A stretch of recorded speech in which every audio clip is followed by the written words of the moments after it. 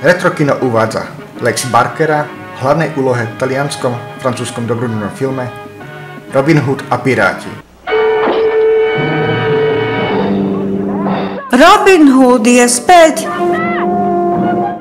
Následník sa vrátil. Nechajte ma prejsť.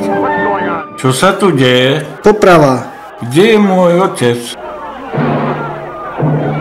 Pýtam sa, kde je môj otec? Kde je Lord zo Sherwoodu? Priamo pred tebou. Poznám ťa, si Brooks, otcov správca. To bolo kedysi, teraz som Lord zo Sherwoodu.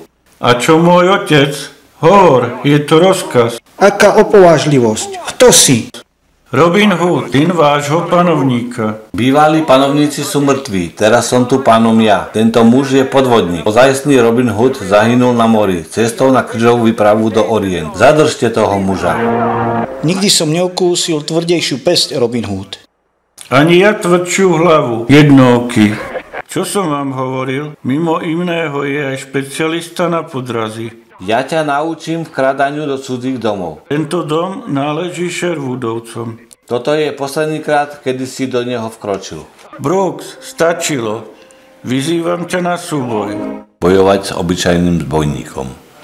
Zatknite ho. Už sme tu. Poďme na to, chlapci. Cez palubu s tými darebákmi.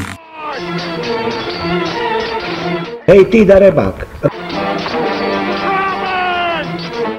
Robin, hej Robin, dokázali sme to. Slovenské dialógy čítali magister Igor Macej, Jozef Strišovský, Robert Pančura, Eva Čobejová, Božena Sobotová. Úprava dialógov, strih a réžia slovenského znenia magister Miroslav Kuľha.